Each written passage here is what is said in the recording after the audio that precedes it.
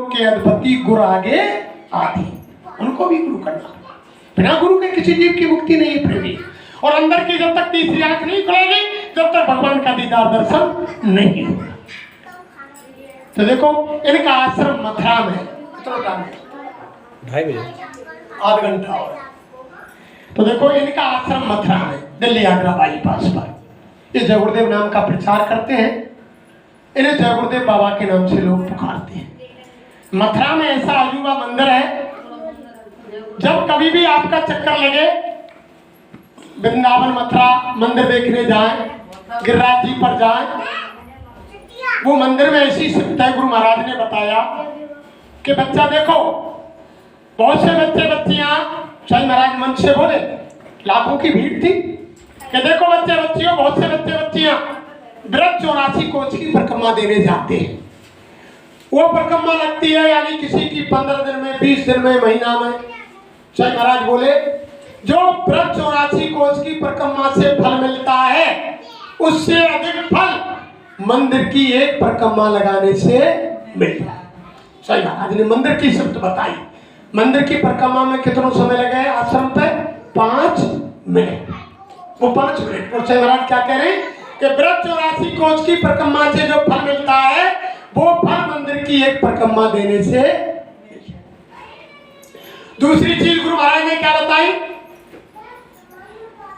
कि मंदिर की दीवार पर, मुंडेर पर अगर कोई अचानक उड़ता हुआ यानी पक्षी आकर बैठ गया 1 सेकंड के लिए और फिर वो उड़ गया, तो उसको सीधे मनुष्य शरीर मिलेगा। पक्षी का शरीर छूटते ही मनुष्य शरीर मिलेगा और योनि उसे नहीं भुगतनी पड़ेगी। वो मंदिर में स्थित है। मंदिर में जो भाई बहन दर्शन करेगा। तीसरी साईं महाराज ने बताई कि मंदिर का जीता जागता देवता बरकत बांट रहा है। 25 नवंबर 2002 से जो बरकत चली गई, देश से, समाज से, जाति से, धर्म से, घर से, गृहस्थी से जो बरकत खत्म हो गई। बरकत क्या होती है? हमारे नौजवान नहीं जानते, हमारे बुजुर्ग जानते। बरकत वो होती है, पहले हमारी बुजुर्ग माताएं, बुजुर्ग दादा हमारे घर में सारी चीज को स्टॉक करके रख दिए कि इतनो चारों भर दो पशु को साल भर को, इतनो अनाज रख दो, इतनो नमक तेल मिर्च रख दो, साल भर की पूर्ति पड़ जाए और बामेते बच जाए। अब हम साल भर की पूर्ति को रखें और वो 8 महीना और 6 महीना में खत्म है, पूर्ति ना हो। ये होती है बरकत। वो बरकत खत्म है। तो गुरु महाराज कह रहे हैं कि मंदिर का जीता जागता देवता बरकत बांट रहा है, तो मंदिर में आओ और अपनी बुराई चढ़ाओ। साईं महाराज ने कहा कि मंदिर में तुम्हें रुपया पैसा, मिठाई, फूल पत्ती यानी फल चढ़ाने की जरूरत नहीं है। वो ऐसा मंदिर है, वह मेवा मिष्ठान चढ़ाने की जरूरत नहीं। उसमें एक बुराई चढ़ाओ कि आज के बाद में झूठ नहीं बोलूंगा, चोरी नहीं करूंगा, या शराब नहीं पीऊंगा, मांस नहीं खाऊंगा, किसी को धोखा नहीं दूंगा, किसी की निंदा नहीं करूंगा और किसी से रिश्वत नहीं लूंगा। यानी एक बुराई मंदिर में चढ़ाओ और एक संसार की बड़ी से बड़ी मनोकामना पूरी करो। वो ऐसा मंदिर है और वह मंदिर का देवता बरकत बांट रहा है। गुनाहों की माफी मांगो और मंदिर के देवता से बरकत ले। वो ऐसा मंदिर है, वो 24 घंटे खुला रहता है। उसमें कोई रुपया पैसा देखने का नहीं लगता। आप फोटो भी ले सकते हैं और आश्रम में 12 महीने भंडारा लंगर चलता रहता है। भोजन व्यवस्था फ्री रहती है। वहां जाओ भोजन का 3 कार्यक्रम लगते हैं वहाँ। एक होली पर 5 दिन का और गुरु पूर्णिमा मुड़िया पूर्णिमा पर 5 दिन का और अगेन में दादा गुरु का भंडारा यानी हमारे गुरु महाराज के गुरु का दादा गुरु का भंडारा लगता है। 3 कार्यक्रम मथुरा में होते हैं। जब कभी भी जाए देख कर आओ एक बार। ऐसी अजूबा चीज है यानी संत महात्माओं की। खुद शंकर भगवान ने साईं महाराज ने मन से कहा कि यहाँ संत महात्माओं के पैर पड़ जाते हैं वो यानी तपोभूमि हो जाती है। एक बार साईं महाराज ने सत्संग सुनाया कि शंकर भगवान और पार्वती जी एक बियाबान जंगल में जा रहे थे, तो वह जंगल में कुछ नहीं था। शंकर भगवान ने लंबलेट साक्षात यानी लंबलेट होकर के प्रणाम किया। जब खड़े हुए ये पार्वती ने कहा कि हे देवों के देव महादेव, या तो कोई मंदिर, गुरुद्वारा, गिरजाघर, कोई महात्मा आश्रम कोई यहाँ कुछ नहीं है। तुमने किसको प्रणाम किया? साष्टांग लंबलेट होकर के। तब शंकर भगवान ने कहा कि देवी पार्वती, आज से 10,000 वर्ष पहले या एक महात्मा ने संत ने तप किया, ये तपोभूमि है, इसके लिए मैं नमन कर रहा हूं। वहां तो हमारे गुरु महाराज 60 साल धरती के एक एक कण को गुरु महाराज ने ऊर्जा दी, और वो ऐसी तपोस्थली है, आप जब वहां जाएंगे तो आपकी बुद्धि ऑटोमेटिक बदल जाएगी, मंदिर से निकलने का मन ही नहीं करेगा। तो महात्मा तो माता बहन देवियों भाई लोगों बहुत यानी दयालु होते हैं। एक बार जाकर के तो आप देखो। और समय बहुत खराब आ रहा है, भजन ही आते ही संकल्प लो। जैसे हमें शरीर रक्षा को सुबह नाश्ता और दोपहर को भोजन, शाम को फिर भोजन, 3 समय भोजन देगा शरीर की रक्षा को। और शरीर भी हमारा, ये शरीर किसके सहारे चल रहा है? जीवात्मा के। या की कीमत किसके पीछे है? आत्मा के पीछे। अगर आत्मा शरीर से निकाल दी जाए तो अब तुम सब बाबा जी की बात सुनने और अचानक मेरा माथे चालान कट जाए और 5 मिनट में आत्मा निकाल के भगरुक कर दे जाए, शरीर ना गिर पड़े, तो तुम सब कॉलोनी वासी कहेंगे अरे जल्दी करो खटोटी पहुंचाओ और हत्या ना लग गई खाना खा के। तो कीमत किसके पीछे है? आत्मा के पीछे। जब आत्मा निकल जाती है तो इस शरीर की कोई कीमत। तुम आत्मा कहते हैं कि तुमने शरीर को काम किया, जो भी काम हमने आपने संसार में किया वो दूसरे का किया, अपना नहीं किया। ये शरीर दूसरे का, यानी अच्छा भोजन करते हैं किसके लिए? शरीर के लिए। अच्छे कपड़े पहनते हैं किसके लिए? शरीर के लिए। अच्छे सुंदर मकान बनाते हैं किसके लिए? शरीर के लिए। संतान पैदा करते हैं किसके लिए? शरीर के लिए, कि चलो बुढ़ापे में हमको ये भोजन देंगे। गाड़ी खरीदते हैं किसके लिए? कि चलो सर्दी गर्मी बरसात में शरीर आराम से यात्रा करेगा। मकान बनाने किसके लिए? कि शरीर सर्दी गर्मी बरसात में चैन से हमें। जो भी काम कर रहे हैं, बैंकर में धन जमा करें किसके लिए? शरीर के लिए, कि चलो बुढ़ापे में औलाद रोटी नहीं देगी तो या के लालते तो देगी। जो भी काम आपने हमने किया किसके लिए किया? शरीर के लिए। ये शरीर किसका है? काल का। ये काल की अमानत है, ये दूसरे का। मर्जी आवे जब इसको खाली करवा ले। कहते हैं ना कि काल बड़े ईमान पे और बिना आई ना ले, और जो कोई आ जाए गैल में तो घर तक जानना। अब कल ढेरा मोड़ पे यानी कवई के 2 बच्चे थे और चौराहे क्रॉस कर रहे, उधर से ट्रक आयो, टक्कर मारी, एक ऑन स्पॉट खत्म, दूसरा हॉस्पिटल में खत्म हो गया। तो यानी कोई मालूम नहीं।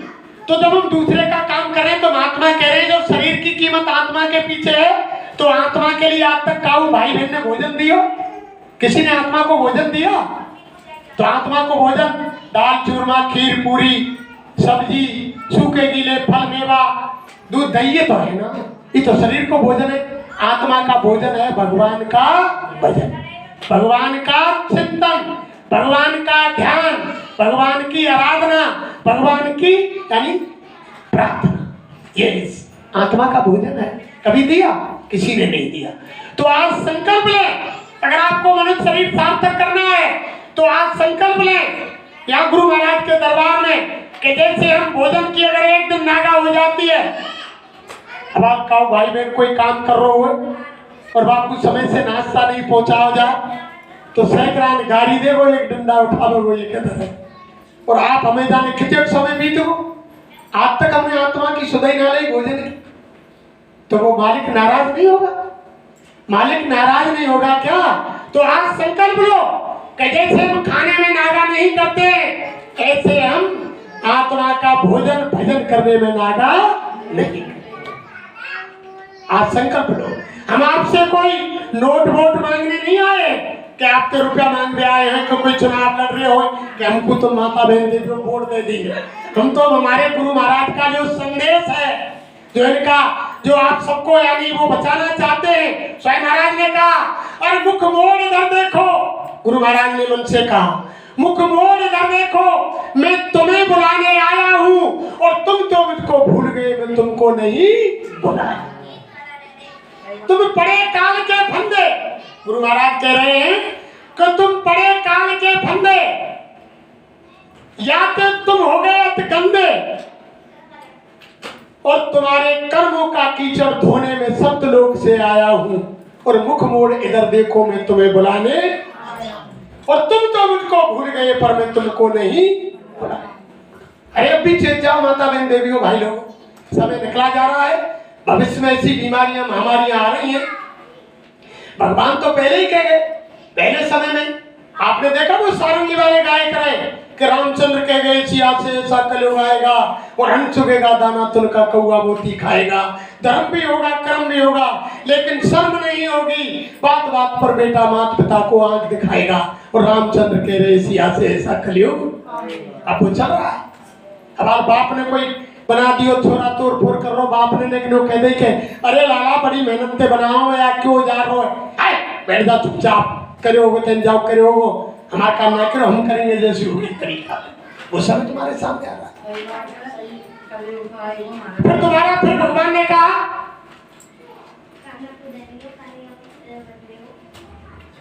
सुनो सिया कलयुग में काले धन और काले मन होंगे, चोर चक्के नगर सेठ हो हरि भक्त निर्धन होंगे। भगवान राम सीता से कह रहे थे, अयोध्या पूरी वहां बैठी हुई थी, जब इन चीजों में सुना रहे जब अयोध्या के लोग कह रहे कि भगवान तुम कह खा रहे ऐसा समय कहां दिया जाए। अब तो सत्युग वर्त रो राम राज है रो, जो रामायण में लिखा गोसाई महाराज ने कि दैविक दैहिक भौतिक तापा और राम राज काहू नहीं व्यापा। ऐसा समय था राम के राज में कि यानी शारीरिक तकलीफ, ईश्वर के यानी प्रकोप की तकलीफ, भौतिक तकलीफ, कोई भी तरह की बीमारी राम के राज में नहीं थी। तो ऐसे सुनो अमन चैन से रह रहे थे उस समय। और उस समय कैसा समय था कि बरसात की जरूरत पड़ी, 5 आदमी हाथ खड़ो के कह दे हे भगवान बरसात आनी चाहिए, तो आध घंटा ना लगो बरसात आ जाएगी। मांगई भारत दे जल रामचंद्र के राज, ऐसा समय था। जब इन बातों में बता रहे जब अयोध्या करे कि महाराज ये तो रामराज है, ऐसा समय कैसे आ जाओ कलयुग। जब द्वापर बीच में और था, ये बात उसकी है त्रेता की, उस समय भगवान ने कह दिया था क्या कहा कि सुनो सिया कलयुग में काले धन और काले मन होंगे, चोर चक्के नगर सेठ हो हरि भक्त निर्धन होंगे।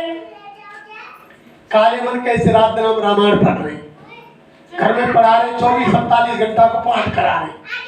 वनवास राम को हो, लक्ष्मण तो भाई की सेवा के काजे 14 वर्ष के लिए अपनी नारी और नींद को त्याग करके लक्ष्मण सोए नहीं थे, 14 साल तक अपने भाई के पैरे पर रहे रात दिन। और स्त्री को त्यागा 14 वर्ष के लिए और नींद को त्याग दिया और भाई की सेवा के लिए चले गए। और आज भाई भाई की क्या प्रवृत्ति है। वैसे तो हमने कहेंगे रामायण माने, पाठ करा रहे रात दिन, लेकिन रामायण जो कह रही है वह ना मानने। रामायण तो मानने कि रामायण हिंदू धर्म का ग्रंथ है, गीता हिंदू धर्म का ग्रंथ है, भागवत गीता रामायण कुरान पुराण सब हिंदू धर्म के ग्रंथ हैं, उनमें तो हम पूजे, लेकिन जो हमारे धर्मशास्त्र कह रहे हैं उनकी ना कि क्या कह रहे। हम देवी देवता भगवान राम ने तो माने, लेकिन देवी देवता राम भगवान का कह रहे भाई हम ना, उसको नहीं मानते। मैंने तो भगवान ने तो माने, लेकिन जो भगवान शिक्षा दे रहे भाई ना। तो उधर भाई लक्ष्मण वहां चले गए। आज प्रवृत्ति ऐसी है गई भाई भाई के अंदर से कि भैया खत्म है जाए या कि ब्याह नहीं हो, ब्याह हो जाए औलाद नहीं हो तो या की जमीन जायदाद मेरे नाम आ जाए, छोरानी के नाम आ जाए, फिर बड़ी शादी हुए, 4 भैया की गाड़ी मिले, ऐसी प्रवृत्ति है। तो क्या करें भगवान के सुनो सिया कलयुग में काले धन होंगे काले मन होंगे। अब कालो धन कैसे, पूरा संसार भौतिकवाद की तरफ दौड़ रहा है कि हाय पैसा, यानी मान जा सम्मान जा, धर्म जा कर्म जा, ईमान जा इज्जत जा, यानी चरित्र जा, भाईचारा जा, कुटुंब जा, यानी रिश्तेदार जा, कोई जा, सब गड्ढा में जाओ पैसा संसार ऐसे तो ये भगवान ने पहले कह दे कि सुनो सिया कलयुग में काले धन और काले मन होंगे, चोर चक्के नगर सेठ हो हरि भक्त निर्धन होंगे। आज बदमाश पर आज कोई भले मान से द्वार पे कि जागो मुझे गुरुदेव करोगे तो कह देंगे पागल है जान दो। और कोई पीवे खा पा रहा बुआ को आओ भोरे जी बैठो, सुनो सिया कलयुग में काले धन काले मन होंगे, चोर चक्के नगर से ढो, हरि भक्त निर्धन होंगे। जो होगा लोभी भोगी सो योगी कहलाएगा। और रामचंद्र कह रहे सिया से ऐसा कलयुग जो लोभी भोगी होगा।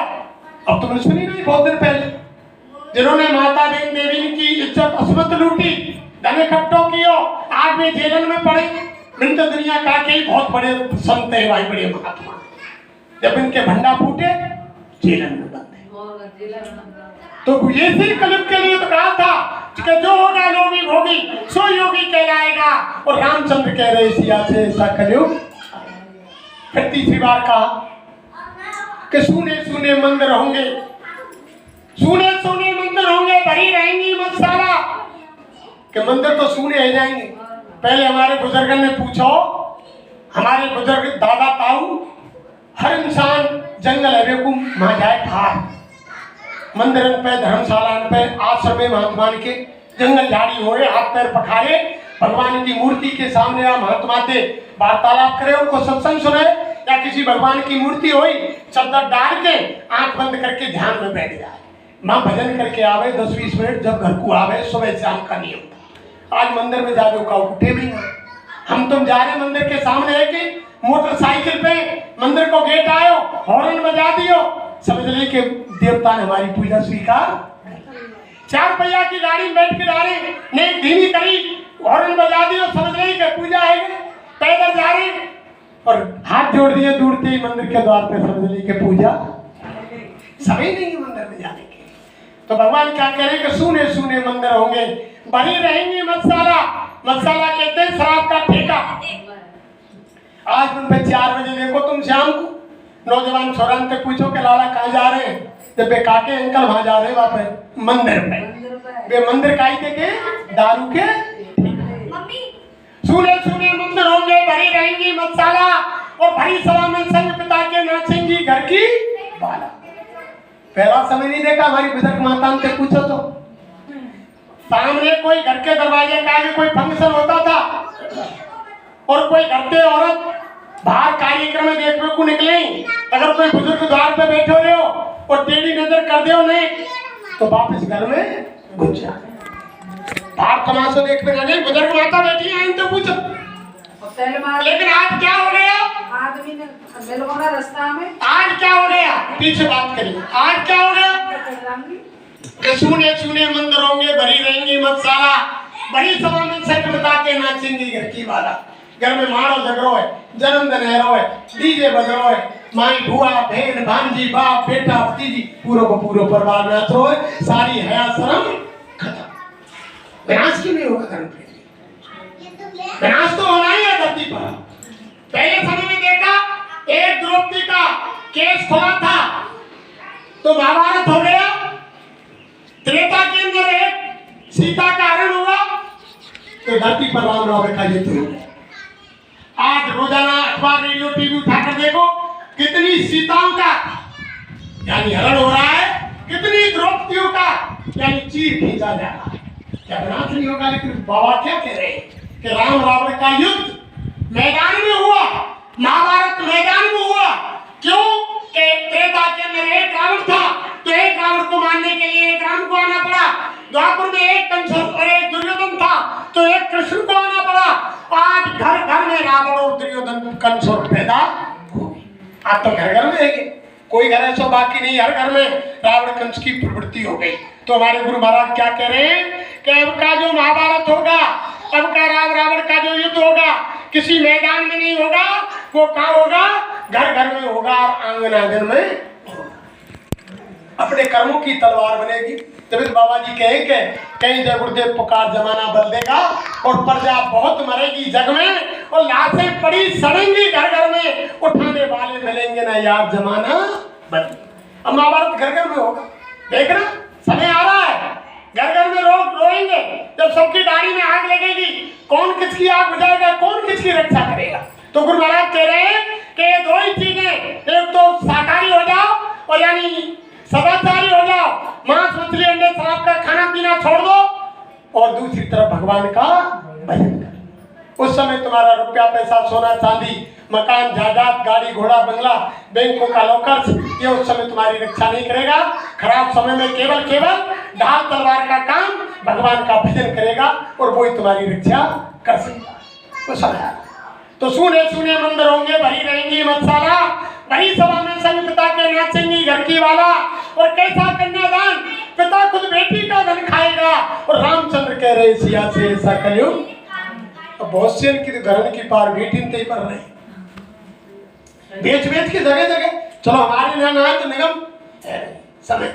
और वैसे तुमने सुना जो रामायण को हम मानते हैं, तो रामायण क्या कह रही है? जब भगवान राम ने धनुष तोड़ दिया, तो जब वहां से निमंत्रण राजा जनक ने भेजा दशरथ के लिए पार्टी लिख करके दूध भेजे कि राजा अयोध्या के यानी दशरथ को ये निमंत्रण लाकर दे दो कि उनके चारों बेटों की शादी होगी और वो बारात लेकर के जनकपुरी आ जाए।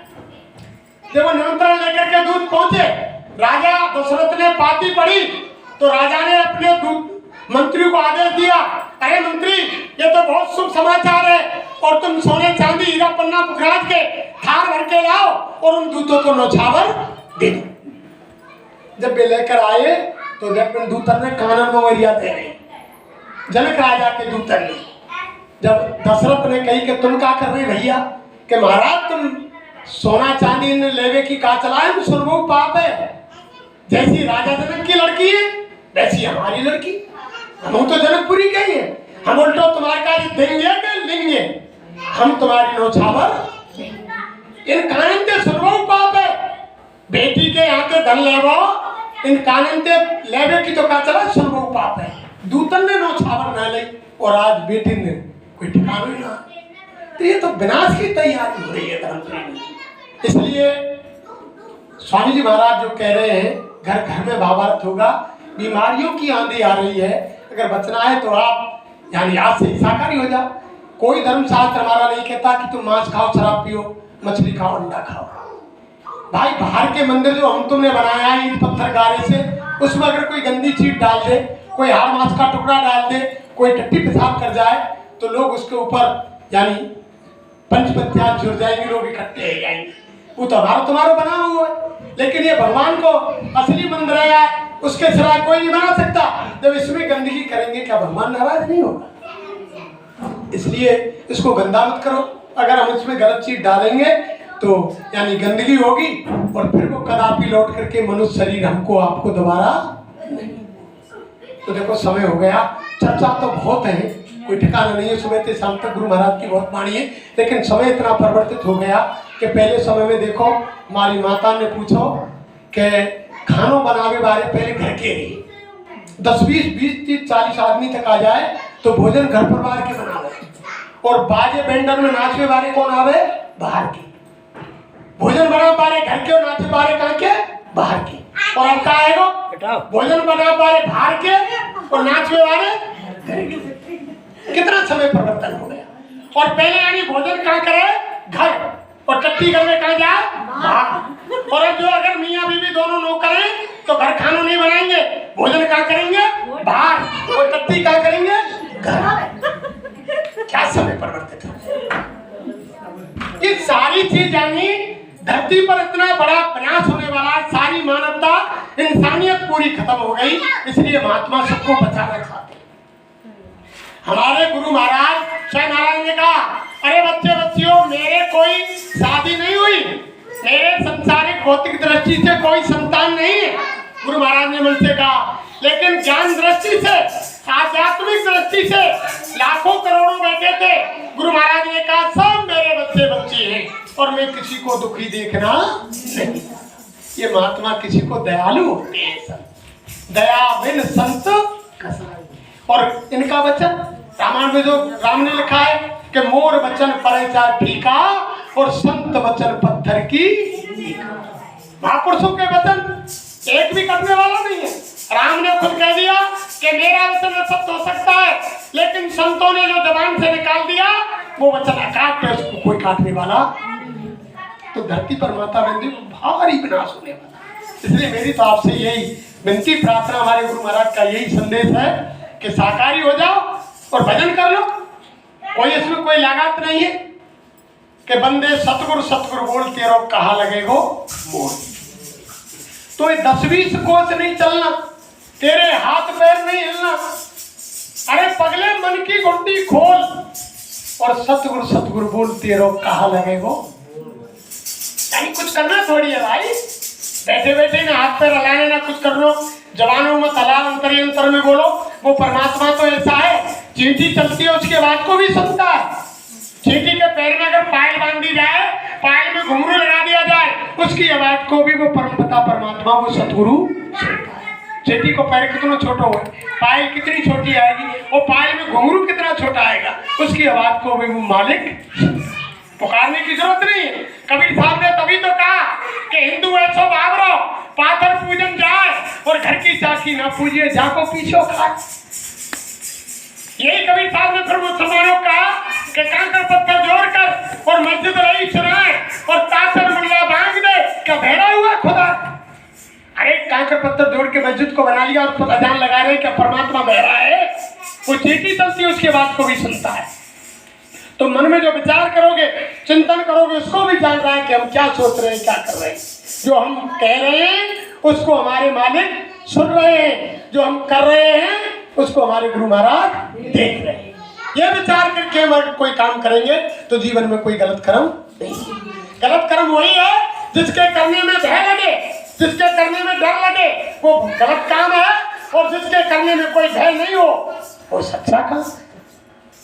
इसलिए इन्हीं शब्दों के साथ हम हमारी वाणी को विराम देते हैं। अगर हमसे कोई कहने सुनने में अब शब्द निकला हो, किसी भाई बहन के हृदय में ठेस पहुंची हो, तो आंगन के बच्चे आपके खटौती, हमें माफ कर।